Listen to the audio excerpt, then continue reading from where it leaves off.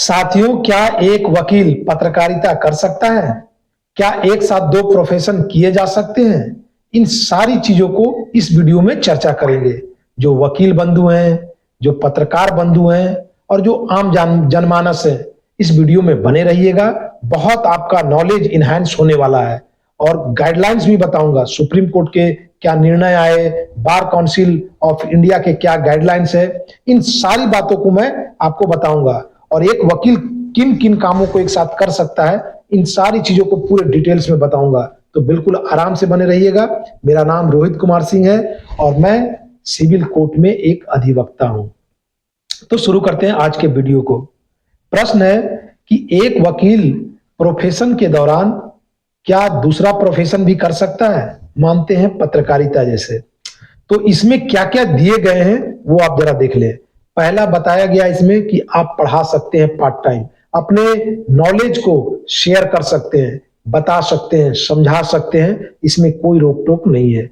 Part time आप job कर सकते हैं, लेकिन तब जब आपकी कंडीशन बेहद ही खराब हो और आपने स्टेट बार से परमिशन ले रखा है। अब बात करें, जो आप लोग जानना चाह रहे हैं कि जर्नलिज्म में क्या क्या किया जा सकता है, तो देखिए इसमें आप एडिटिंग, पब्लिशिंग, प्रकाशन में इन्वॉल्व हो सकते हैं।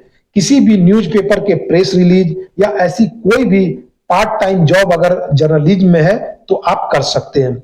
यूट्यूब पर अपने ज्ञान को, अपने नॉलेज को शेयर कर सकते हैं, बता सकते हैं, समझा सकते हैं। ये सारी चीजें अलाउड है और साफ शब्दों में कानून में ये बात कहा गया है।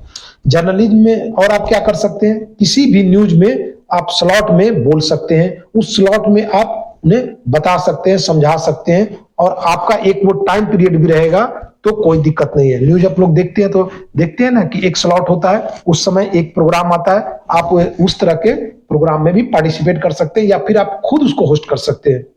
तो ये सब चीज छूट दी गई है। और आगे अगर बात करें तो मेंबर ऑफ पार्लियामेंट अर्थात लेजिस्लेचर में, स्टेट असेंबली में आप इलेक्ट हो सकते हैं, चुने जा सकते हैं और वकालत भी कर सकते हैं। लेकिन तब जब आप किसी भी एग्जीक्यूटिव में, चाहे वो स्टेट गवर्नमेंट हो या फिर सेंट्रल गवर्नमेंट हो, उसमें चले जाते हैं, सत्ता में चले जाते हैं, आप मंत्री बन जाते हैं, तो फिर आपकी जो लाइसेंस है वो स्वतः ही सस्पेंड मानी जाती है और जैसे आप वहां से वो पद छोड़ते हैं तो आपका ये एक्टिव हो जाता है। आप कोर्ट में उपस्थित हो सकते हैं, क्लाइंट का पक्ष रख सकते हैं, कोई रोक टोक नहीं है। अब आगे बात करते हैं जो सबसे इंपॉर्टेंट चीज है। अभी एक रीट अश्विनी कुमार उपाध्याय, आप लोग जानते होंगे कि सुप्रीम कोर्ट के ये जाने माने वकील साहब हैं। तो इनके अगेंस्ट एक रीट डाला गया था 2017 में कि ये तो एक लेजिस्लेचर में है, पब्लिक में चुने गए हैं और इनका ये एक अलग व्यवसाय है क्योंकि इनको यहां से पैसा आता है, तो इसलिए इनको वकालत करने से रोका जाए। तब सुप्रीम कोर्ट ने कहा कि नहीं, राजनीति कोई पेशा नहीं है, ये एक सेवा है और सेवा है तो वो कोर्ट में खड़ा हो सकते हैं, अपने पक्ष रख सकते हैं, अपने क्लाइंट का पक्ष रख सकते हैं, कोई रोक टोक नहीं है। मतलब वकालत कर सकते हैं, मीन्स वो क्या है, पीपल रिप्रेजेंटेटिव है, ठीक है। लेकिन तब इनको रोका जा सकता है जब ये किसी गवर्नमेंट में मंत्री हैं या और कोई पद धारण किए हुए हैं, तो इनका लाइसेंस स्वतः ही सस्पेंड होगा और जब हटेंगे तो उनको एक्टिव हो जाएगा। तो इसमें किसी भी तरह का इनको रोक टोक नहीं की गई। अब सबसे इंपॉर्टेंट चीज आपको बताते हैं कि 1996 में एक ऐसा केस सामने आया सुप्रीम कोर्ट के सामने कि एक डॉक्टर दो प्रोफेशन कर रहा था। वो कैसे? वो केस था Haniraj L Chulani versus bar council of Maharashtra, 1996 supreme court. अब ये क्या था कि मिस्टर चुलानी पेशे से एक डॉक्टर थे। इसी दौरान इन्होंने लॉ की डिग्री ले ली। लॉ की डिग्री कंप्लीट करने के बाद इन्होंने एप्लीकेशन डाला बार काउंसिल महाराष्ट्र में लाइसेंस के लिए, वहां से खारिज कर दिया गया। तब बात आगे बढ़ी और फिर महाराष्ट्र हाई कोर्ट तक बात पहुंची, वहां से भी खारिज कर दी गई।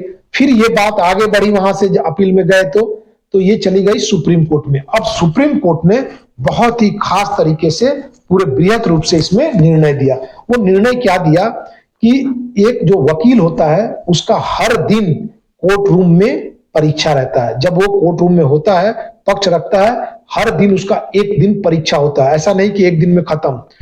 लेकिन एक डॉक्टर जो है उसको उसी दौरान हो सकता है मरीज का ऑपरेशन करना हो, अगर सर्जन है तो उसे मरीज का ऑपरेशन करना होगा, तो ये दूसरे परीक्षा में वो कैसे उपस्थित हो सकता है? मतलब या तो मरीज को देखेगा या फिर यहां अपने क्लाइंट को देखेगा, दोनों जरूरी है।